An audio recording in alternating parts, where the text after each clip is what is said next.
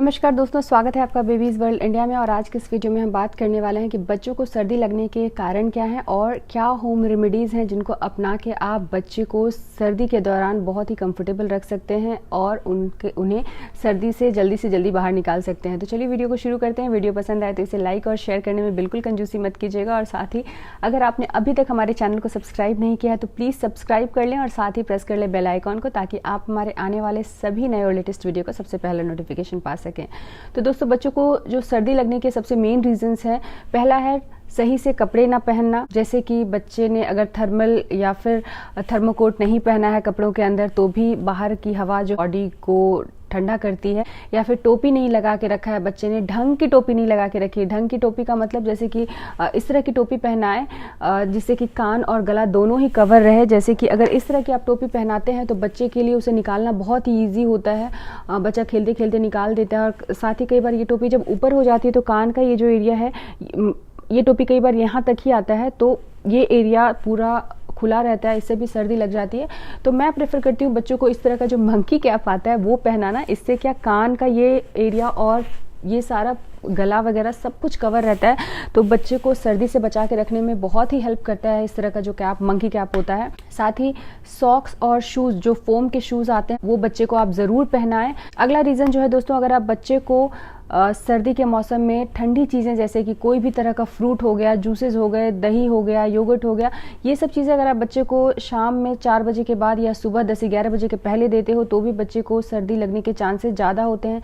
ठंडा राइस अगर बच्चे को आप खिलाते हो तो भी सर्दी लगने के चांसेस होते हैं। साथ ही जो आप पानी बच्चे को पीने के लिए देते हो, अगर आप ठंडा पानी दे रहे हो, रूम टेम्परेचर भी पानी दे रहे हो, उससे भी बच्चे को सर्दी लगने के चांसेस होते हैं। तो गुनगुना पानी दे बच्चे को। अगली चीज़ है दोस्तों कि अगर घर में एक से ज़्यादा बच्चा है, अगर एक को सर्दी है तो दूसरे को भी सर्दी लग सकती है। और एक और जो बहुत बड़ा रीज़न है बच्चों को सर्दी लगने का, वो है कि अगर बच्चा बहुत ज़्यादा देर तक नहा रहा है, भले ही वो गुनगुने पानी या गर्म पानी से नहा रहा है, फिर भी अगर बहुत ज़्यादा देर बच्चा नहा रहा है और स्पेशली अगर हेड बाथ ले रहा है और सर बहुत देर तक गीला है, तो भी बच्चे को सर्दी लगने के चांसेस बढ़ जाते हैं। और जो ब्रेस्ट फेड बेबीज़ हैं उनको सर्दी लगने का एक कारण ये भी है कि अगर माँ ने कुछ लापरवाही बरती, यानी कि कुछ ठंडी चीज़ें खा ली, आइसक्रीम खा ली, दही खा लिया शाम में, या फिर कुछ फ्रूट जूस वगैरह खा लिया, या फिर माँ को सर्दी हो गई है, तो उससे भी बच्चे को सर्दी लगने के चांसेस होते हैं। तो बहुत ज़रूरी है कि जो ब्रेस्ट फीडिंग मॉम्स होती हैं वो खुद ही सर्दी से बच के रहें, क्योंकि माँ के हेल्थ का सीधा असर जो बच्चा फीड कर रहा है उस पर पड़ता है।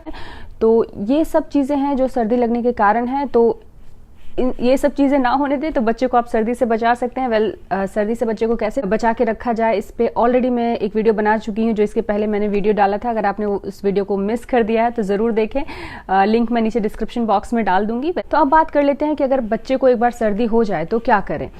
तो दोस्तों, सबसे पहली चीज़ है, बच्चे को अगर सर्दी हो तो ह्यूमिडिफायर घर पे चलाना बिल्कुल ना भूलें। ह्यूमिडिफायर चलाएं और ह्यूमिडिफायर जो है उसमें यूकलिप्टस ऑयल की कुछ बूंदें ज़रूर डालें। यूकलिप्टस ऑयल आपको अमेज़ॉन पे भी मिल जाएगा बहुत ही ईजिली, और साथ ही आजकल मेडिकल स्टोर्स में भी ये बहुत ही ईजिली मिल जाता है।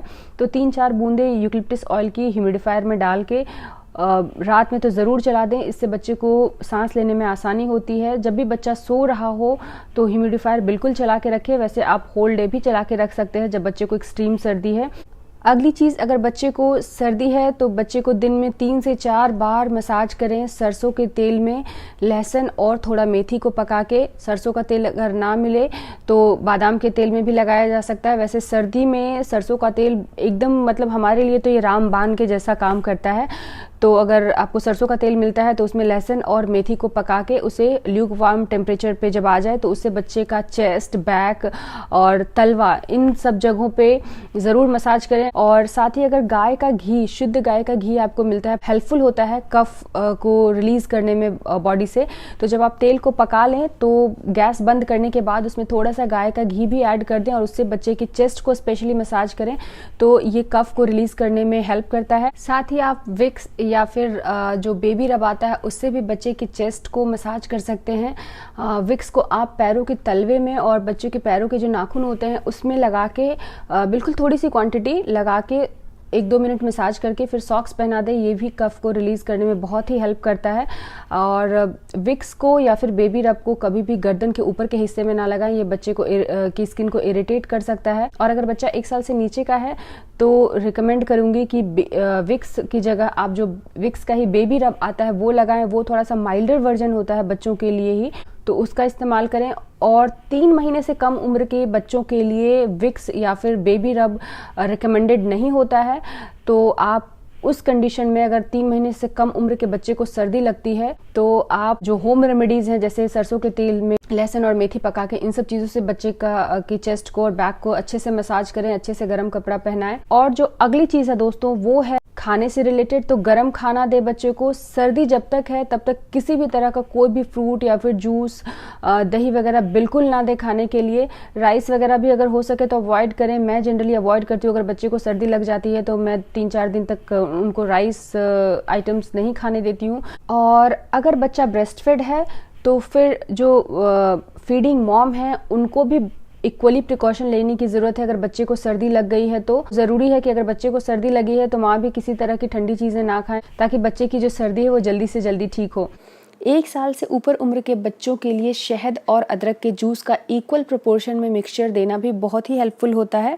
और इस पे मैं एक डिटेल वीडियो ऑलरेडी बना चुकी हूँ जो कि मेरे cooking channel Shubham's cookbook and DIY पे है। लिंक उसका मैं नीचे डिस्क्रिप्शन बॉक्स में डाल दूंगी, वो भी आप दे सकते हो। और उस वीडियो को देखिए, उसमें मैंने पूरा डिटेल में बताया हुआ है कि किस उम्र के बच्चे को कितनी क्वांटिटी में कितनी बार आपको देना है। दोस्तों आज के इस वीडियो में इतना ही। मोस्टली मैं यही सारी चीज़ें अपने बच्चों के लिए होम रेमेडीज़ करती हूँ। अगर आप कुछ और भी तरीके अपनाते हैं तो प्लीज़ हमारे साथ ज़रूर शेयर करें। हमें बहुत अच्छा लगेगा आपसे जानना, आपसे इंटरेक्ट करना हमें बहुत अच्छा लगता है। तो बिल्कुल अपने राय विचार जो है कमेंट सेक्शन में डालना ना भूलें। मैं मिलती हूँ आपसे अगली वीडियो में, तब तक के लिए नमस्कार।